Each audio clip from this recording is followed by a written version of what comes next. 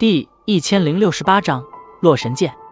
洛神剑坐落在丹域偏北之所，那里的地形极为的复杂，整片大地犹如被劈天大斧劈出了无数道裂缝般，每一道裂缝都是有着将近1000丈之长，而且这些山涧之中更是深不可测，其中毒雾弥漫，无数剧毒之物出没，环境极为的恶劣，说起来也算是丹域的一处险地。这洛神剑一般情况，除了一些有特殊需要的人，很少有人会来此处。然而最近突然爆发的恶难毒女之事，却是令得这原本偏僻荒凉的洛神剑迅速变得热闹了起来。